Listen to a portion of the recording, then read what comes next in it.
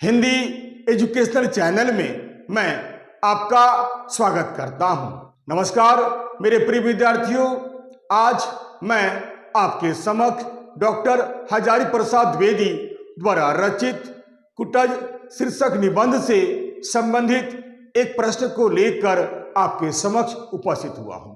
इसे आप ध्यान देकर सुनने की कोशिश कीजिएगा।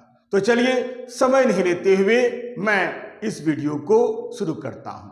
जी हां, वीडियो शुरू करने से पहले मैं आपको यह बता दूं कि यह प्रश्न एक अवतरण संबंधी प्रश्न है और इस प्रश्न का उत्तर लगभग 100 शब्दों में समाप्त हुआ है। अतः यह वीडियो आपके लिए कई दृष्टियों से महत्वपूर्ण है। इसे आप जरूर देखने का प्रयास कीजिएगा। तो चलिए शुरू करता हूं। डॉक्टर हजारी प्रसाद द्विवेदी द्वारा रचित कुटज शीर्षक निबंध से संबंधित एक अवतरण संबंधी प्रश्न उत्तर। जी हां, प्रश्न है, कोटेशन है, जीना भी एक कला है लेकिन कला ही नहीं तपस्या है। कोटेशन बंद। प्रश्न है, प्रस्तुत पंक्ति किस पाठ से ली गई है? लेखक का नाम बतलाते हुए यह बतलाइए कि इस पंक्ति में किसकी चर्चा है। इस पंक्ति का निहितार्थ स्पष्ट कीजिए। उत्तर, प्रस्तुत पंक्ति कुटज नामक पाठ से ली गई है। इस पाठ के रचनाकार डॉक्टर हजारी प्रसाद द्विवेदी हैं। जी हां, इस पंक्ति में कुटज नामक एक पर्वतीय पौधे के नाम की चर्चा की गई है जो हिमालय के शिवालिक की चोटियों में पैदा होती है। प्रस्तुत पंक्ति के माध्यम से द्विवेदी जी कहते हैं कि प्रत्येक व्यक्ति का जीवन दरअसल अलग अलग प्रकार से होता है, क्योंकि प्रत्येक व्यक्ति की अपनी एक विशिष्टता होती है। इसलिए उनके जीवन जीने का ढंग भी अलग अलग होता है। कुटज भी एक इसी तरह का पर्वतीय पौधा है जो हमें जीवन जीने का तरीका सिखलाता है।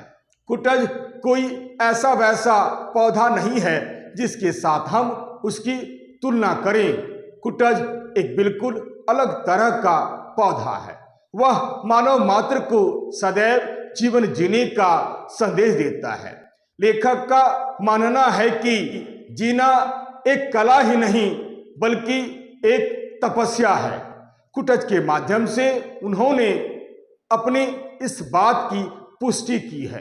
जिस तरह से कुटज कठोर भूमि में पैदा होता है जहां उसे जीवन जीने के लिए कोई भी प्राकृतिक सुविधा उपलब्ध नहीं होती है, फिर भी वह सांस से जीता है। उसमें प्रबल जिजीविषा की भावना होती है।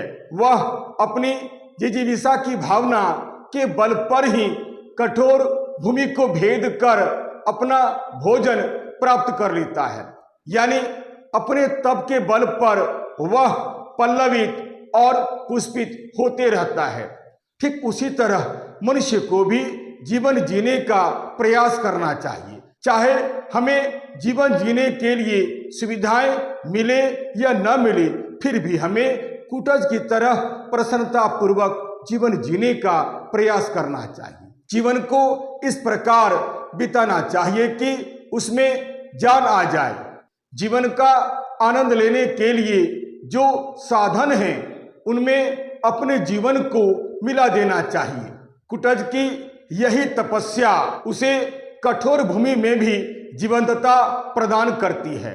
यही नहीं, देखा जाए तो अपने लिए तो सभी जीते हैं, परंतु जो दूसरों के लिए जीवन जीता है वही सच्चा मनुष्य होता है। कुटज एक ऐसा ही पौधा है।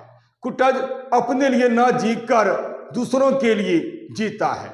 यानी केवल अपने लिए, अपने स्वार्थ के लिए जीना दरअसल कोई जीना नहीं है, बल्कि स्वार्थ से रहित होकर जीवन जीना ही सच्चा जीवन है और यह किसी कठोर तपस्या से कम नहीं है।